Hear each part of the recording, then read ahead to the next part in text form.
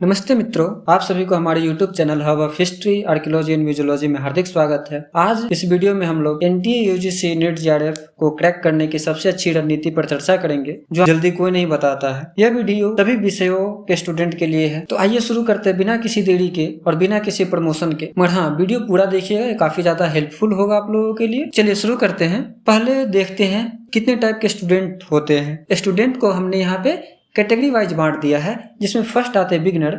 ये वैसे स्टूडेंट हैं जो अभी पीजी में पढ़ ही रहे हैं और साथ ही साथ नीट जेआरएफ की तैयारी भी कर रहे हैं। दूसरे वैसे स्टूडेंट जिनको एग्जाम देने के बाद भी अभी तक कोई सफलता प्राप्त नहीं हुई है, उनको मैंने लूजर की श्रेणी में रखा है। दरअसल इस लूजर की श्रेणी में रखने का कारण यह है कि समाज में वैसे स्टूडेंट को लूजर की श्रेणी में ही देखते हैं। तो ये टाइटल देने के पीछे का मेरा उद्देश्य यह है कि आपको ये एक मोटिवेशन देना है, मगर वो निगेटिव फॉर्म के रूप में, कि आपको एक प्रकार से उकसाना है कि हाँ, अब आप लूजर नहीं रहेंगे। तो ये आपको ज़्यादा से ज़्यादा मेहनत करने के लिए प्रेरित करेगा। तीसरे वैसे स्टूडेंट हैं जिन्हें हम इंटरमीडिएट बोलते हैं, जिनका सिर्फ नेट निकला है और उनका जेआरएफ अभी तक नहीं निकला है। वैसे स्टूडेंट इंटरमीडिएट की श्रेणी में है, जो कि अब सफलता को प्राप्त करने में कुछ कदम पीछे हैं। चौथे वैसे स्टूडेंट हैं जो कि नीट जेआरएफ को कुछ प्रयास में निकाल लिए हैं और टीचिंग के प्रोफेशन में एंट्री कर रहे हैं। तो यह उनके लिए भी है कि जो अपने स्टूडेंट, अपने जूनियर, अपने दोस्तों को गाइड करेंगे, हेल्प करेंगे, उनको मोटिवेट करने के लिए और सही स्ट्रेटजी के द्वारा अपनी बातों को उन तक पहुंचाने तथा उन्हें भी सफलता दिलाने में मदद करने की भावना उत्पन्न करने के लिए दिया गया है। पांचवा है प्रो। वैसे स्टूडेंट जो फर्स्ट अटेम्प्ट में ही नेट और जेआरएफ पास कर चुके हैं और अपने आगे के रास्ते को आसानी से और तरक्की के रास्ते में आगे बढ़ रहे हैं। स्टूडेंट को इस कैटेगरी में बांटने का उद्देश्य यह है कि आप सभी जो भी 1, 2, 3 स्टेज में हैं, वो 4th और 5th स्टेज में जाने के लिए मोटिवेट हो और 4th और 5th स्टेज के स्टूडेंट अपने फ्रेंड्स, जूनियर इत्यादि की हेल्प की जो भावना है उनमें उत्पन्न हो। अब हम लोग बात करेंगे कि यह एग्जाम है क्या। नेट और जेआरएफ, नेट का full form national eligibility test और जेआरएफ जूनियर रिसर्च फेलोशिप। तो लोगों का मानना यह है कि यह जो नेट जेआरएफ एग्जाम है, यह किसी स्टूडेंट को असिस्टेंट प्रोफेसर के पोस्ट के लिए एलिजिबल कर देता है, क्वालिफाई कर देता है। तो ये बात सही है, मगर अधिकतर स्टूडेंट इसी भावना में फंस के रह जाते हैं, जबकि इसका वास्तविकता यह है कि यूजीसी नेट एग्जाम दरअसल हम लोग पीजी के बाद जो आगे की पढ़ाई होती है उसके लिए मार्ग प्रशस्त करना, मतलब पीएचडी के लिए मार्ग प्रशस्त करने का यह एग्जाम है, जहाँ पे नेट क्वालिफाई करने वाले को पीएचडी में डायरेक्ट एडमिशन मिल जाता है भारत के किसी भी यूनिवर्सिटी में। और साथ ही साथ नेट के साथ जो जेआरएफ के लिए भी क्वालिफाई कर जाते हैं, उनको डायरेक्ट एडमिशन के साथ साथ गवर्नमेंट के द्वारा फाइनेंशियल सपोर्ट भी मिलता है। तो पीएचडी डॉक्टर ऑफ फिलॉसफी, जिसका फुल फॉर्म है, यह एक डॉक्टरल रिसर्च डिग्री है। तो इस रिसर्च डिग्री में कोई भी स्टूडेंट जो पीएचडी में एडमिशन लेता है वह रिसर्च करता है और उसका टाइटल स्टूडेंट से हटके रिसर्चर हो जाता है। और हम लोग को यही मानसिकता रखना है कि हम लोग को जब रिसर्चर बनने जाना है तो हमें हर चीज पर नई खोज, नए तरीके से खोज करना आना चाहिए। तो इसके लिए स्टूडेंट को क्या क्या प्रॉब्लम फेस करना पड़ता है, आइए उसको देखते हैं। अब हम लोग देखेंगे पीएचडी के आधार पर इस एग्जाम का मेन ऑब्जेक्टिव क्या है, इसका उद्देश्य क्या है। तो इसका उद्देश्य है वैसे स्टूडेंट प्राप्त करना जो पीएचडी के लिए एलिजिबल हो और जिनके अंदर किसी प्रॉब्लम को ढूंढने का और साथ ही साथ उसके सॉल्यूशन को ढूंढने का एबिलिटी हो। क्योंकि एक रिसर्चर जो हो जाता है वह प्रॉब्लम को ढूंढने के साथ साथ उसका सॉल्यूशन भी प्रोवाइड करता है। तो यही इस एग्जाम का सार तत्व है। इसी को ध्यान में रख के आगे जो बढ़ेंगे वो जल्द से जल्द क्वालिफाई करेंगे। अब देखेंगे कि इसके साथ प्रॉब्लम क्या आती है। Problems of students.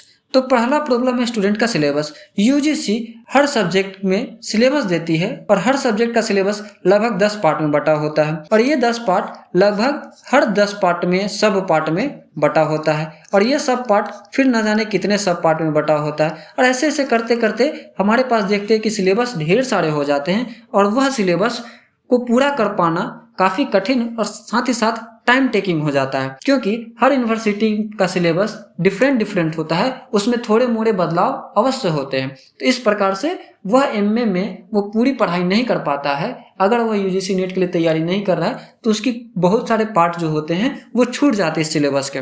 दूसरा मिस्टेक्स। तो मिस्टेक्स यहाँ पे स्टूडेंट का ये हो जाता है कि वो इसकी तैयारी करते समय बहुत सारे ऐसे अलग अलग रास्ता को चूज कर लेते हैं, जिससे उनका कीमती समय नष्ट हो जाता है और साथ ही साथ उनकी मेहनत भी उस तरीके से रंग नहीं लाती है जिस तरीके से रंग लाना चाहिए। तीसरा प्रॉब्लम है traditional way of study. Student क्या करते हैं कि हमेशा पहले स्टडी करेंगे फिर एग्जाम देंगे, तो ये ट्रेडिशनल वे ऑफ स्टडी है। यहाँ पे है रिसर्चर के रूप में देखना होगा कि पहले आपको एग्जाम देना है और एग्जाम देने में आपको जो प्रॉब्लम आया उस प्रॉब्लम का आपको स्टडी करना है, तो आपको ये परसेप्शन बदलना होगा। दूसरा डिपेंड ऑन अदर्स। बहुत सारे स्टूडेंट क्या करते हैं कि वो एक दूसरे पर निर्भर हो जाते हैं, दूसरे के बनाए हुए नोट्स, शॉर्टकट्स ये सारे ढूंढना शुरू कर लेते हैं। पांचवा प्रॉब्लम है गाइडेंस। जब किसी स्टूडेंट को प्रॉपर गाइडेंस नहीं मिलता है, एग्जाम को क्रैक करने में काफी ज्यादा टाइम लग जाता है। साथ ही साथ स्टडी मटेरियल। स्टूडेंट क्या करते हैं, दूसरे का अलग अलग लोगों का बनाया हुआ स्टडी मटेरियल यूज करते हैं। ये अच्छी बात है, परंतु वो उतना इफेक्टिव नहीं होता है जितना कि खुद का बनाया हुआ स्टडी मटेरियल हो। खुद से रिसर्च किया गया study material is the best study material. फिर आता है लैक ऑफ बुक। स्टूडेंट लोग इस एग्जाम को क्रैक करने के लिए अधिकतर गाइड बुक का सहारा लेते हैं। उस सब्जेक्ट से रिलेटेड जो बढ़िया बुक्स होते हैं उसका कलेक्शन नहीं रखते हैं, उसमें एक ही सब्जेक्ट से रिलेटेड जो अलग अलग बुक होते हैं उसको नहीं पढ़ते हैं। इससे उनका नजरिया जो है वो सीमित हो जाता है, और क्योंकि एक किताब में पूरी बातें नहीं होती है, इसीलिए एक ही बात को जानने के लिए 2 से 3, 4, 5 ज़्यादा से ज़्यादा बुक का प्रयोग करने से आपका सारी जानकारी तो आती ही आती है, साथ ही साथ बहुत सारे डाउट जो होते हैं वो क्लियर हो जाते हैं। फिर 8वां प्रॉब्लम है एग्जाम पैटर्न। बहुत सारे स्टूडेंट जो हैं खासकर एग्जाम पैटर्न को समझ नहीं पाते हैं कि एग्जाम यूजीसी नेट किस प्रकार से ले रहा है, उसमें किस टाइप के क्वेश्चन आ रहे हैं, उसका टाइम मैनेजमेंट कैसा होना चाहिए, एक्सेट्रा एक्सेट्रा। तो ऐसे करके ढेर सारे प्रॉब्लम है। हर स्टूडेंट का प्रॉब्लम अलग अलग होता है, किसी को 1 प्रॉब्लम है, किसी का 2 प्रॉब्लम होता है या किसी का 2 से ज़्यादा होता है। तो ये मुझे जहाँ तक लगा कि क्या क्या प्रॉब्लम हो सकती है उसको मैंने लिस्ट डाउन किया है। अब हम लोग बात करेंगे सॉल्यूशन का। सबसे बेस्ट सॉल्यूशन है यूजीसी नेट एग्जाम क्लियर करने का, वो है PYQ। आप जितना PYQ को प्रैक्टिस कीजिएगा वो उतना आपको बेस्ट मिलेगा। PYQ के द्वारा हम एग्जाम पैटर्न को जान लेते हैं, क्वेश्चन देख लेते हैं कि क्वेश्चन कहाँ से आ रहा है, क्वेश्चन किस बुक से उठाया गया है या किस बुक्स में उसके आंसर्स हैं, या ये सारे जो जानकारियां हैं हमको PYQ से मिल जाती है। क्वेश्चन के पैटर्न, सिलेबस के किस पार्ट को ज़्यादा महत्व दिया जा रहा है उसकी भी जानकारी हमें प्राप्त हो जाती है। फिर आता है दूसरा ऑन रिसर्च। अब क्या है कि हम लोग अब किसी एक टॉपिक के लिए दूसरे के नोट्स या रिसर्च पेपर पर डिपेंडेंट न रह के खुद का अपना नोट्स बनाने की तैयारी करनी चाहिए या नोट्स बनाना चाहिए। इससे क्या होता है, नोट्स बनाने से आपको अपना जो माइंड होता है वो एक रिसर्चर के रूप में डेवलप होता है, और जो कि इस एग्जाम का मेन मोटो है। तो इसलिए हमेशा अपना नोट्स बनाइए। दूसरे की नोट्स की हेल्प ले सकते हैं, डाटा वहां से ले सकते हैं, जो कि आपको दूसरे का डाटा लेते समय भी आपको रिसर्च करना पड़ेगा। इस प्रकार से देखते हैं कि आपका ओन रिसर्च जो होगा वो आपका रिसर्चर के माइंड को डेवलप करेगा। इसके लिए आपको ढेर सारे बुक्स, ढेर सारे आर्टिकल, ढेर सारे जर्नल जहां तक हो पाए उसको आपको एक्वायर करना होगा। वो आपको टेलीग्राम के चैनल से मिल जाएंगे, वो आपको PDF गूगल पे मिल जाएंगे, लाइब्रेरी में मिल जाएंगे। इससे क्या होता है, आपके पास जितना ज़्यादा डाटा होगा या वैल्यूएबल डाटा निकालने में हेल्प मिलेगा। तो एक प्रकार से क्रीमी लेयर आप निकाल पाएंगे। चौथा है माइंडसेट। हर स्टूडेंट का माइंडसेट अलग अलग होता है। कुछ होता है कि हमें नॉर्मली बस ये पास कर जाना है, डिग्री ले लेना है और यहाँ से उनकी कहानी खत्म, PhD में उनका एडमिशन हो जाएगा, रिसर्च करेंगे और डिग्री के आधार पर। कुछ होते हैं कि वो इसमें ज़्यादा रिसर्च करने की चाहत रखते हैं कि वो अपने सब्जेक्ट में ज़्यादा से ज़्यादा रिसर्च करे और एक अच्छा नाम, एक अच्छा पोजीशन होल्ड करे। फिर आता है कॉन्फिडेंस। तो वो कॉन्फिडेंस यहाँ पर एग्जाम में बैठने का नहीं बल्कि क्वेश्चन सॉल्व करने का कॉन्फिडेंस, कि हाँ हम जो कोई क्वेश्चन सॉल्व कर रहे हैं तो उसका यही आंसर होगा या नहीं होगा, इसका भी कॉन्फिडेंस होना चाहिए। और ये कॉन्फिडेंस आपका खुद के रिसर्च और PYQ सॉल्व करने से आएगा। साथ ही साथ टाइम मैनेजमेंट। आपको अपना टाइम मैनेजमेंट भी करना चाहिए कि PYQ जितना क्वेश्चन बना रहे हैं उस PYQ बनाते समय आप रिसर्च कितना कर रहे हैं, रिसर्च में कितना टाइम दे रहे हैं, क्वेश्चन बनाने में कितना टाइम दे रहे हैं, या पेपर 1 और पेपर 2 में आपका टाइम डिवीजन क्या है। बहुत सारे स्टूडेंट क्या करते हैं कि सिर्फ पढ़ते हैं, क्वेश्चन नहीं बनाते हैं। बहुत सारे स्टूडेंट हैं सिर्फ क्वेश्चन बनाते हैं, उस क्वेश्चन का फिर डीप एनालिसिस नहीं करते हैं। तो इसमें क्या हो जाता है कि टाइम मैनेजमेंट अगर सही से नहीं हो पाता है तो हमारी तैयारी स्लो हो जाती है। अगला पार्ट है इंपॉर्टेंस ऑफ पेपर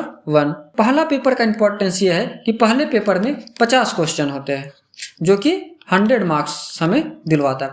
और ये पेपर 1 काफी इजी भी होता है क्योंकि यह हम लोग ज्यादा हायर लेवल का नहीं पूछा जाता है और इसमें जेआरएफ के लिए ये काफी इम्पोर्टेंट हो जाता है क्योंकि ये मार्क्स ही जेआरएफ की ओर आगे बढ़ाने में हेल्प करता है। इसलिए हमेशा पेपर 1 को इम्पोर्टेंस दे।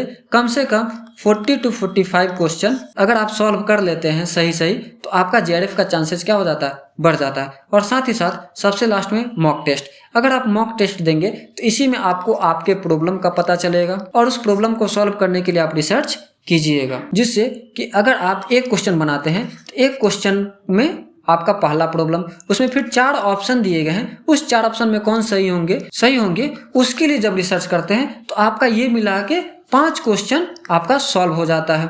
और ये 5 क्वेश्चन अगर आप 100 क्वेश्चन बना लेते हैं इस रिसर्च मेथड से तो आप क्या हो जाता है कि आपका 500 क्वेश्चन मिनिमम बन जाता है। और इस परमुटेशन कॉम्बिनेशन अगर हम करते हैं तो ये आपका 500 क्वेश्चन आपका 1000 क्वेश्चन प्लस सॉल्व करने की क्षमता रखता है। तो ये रहा सॉल्यूशन। इसलिए आप हमेशा PYQ पर ही ज्यादा से ज्यादा फोकस कीजिए। उसके बाद क्वेश्चन बनाने के बाद आप बुक्स पढ़ना शुरू कीजिए, उस पर रिसर्च करना शुरू कीजिए और ये रिसर्च का माइंडसेट ही आपको नेट जेआरएफ काफी इजीली क्रैक करने में हेल्प कर सकता है। अंतिम में समस्या का सामना करना ही समाधान का आरंभ है। पीएचडी करने जा रहे हैं तो हमेशा रिसर्चर का माइंडसेट रखिए, ना कि स्टूडेंट का। इसी के साथ ऑल द बेस्ट आप सभी को। अगर यहाँ तक आपको वीडियो अच्छा लगा हो तो लाइक करें, सब्सक्राइब करें और अगर आपके कोई सुझाव या क्वेश्चंस हैं कमेंट अवश्य करें। धन्यवाद। मिलते हैं फिर अगले वीडियो में।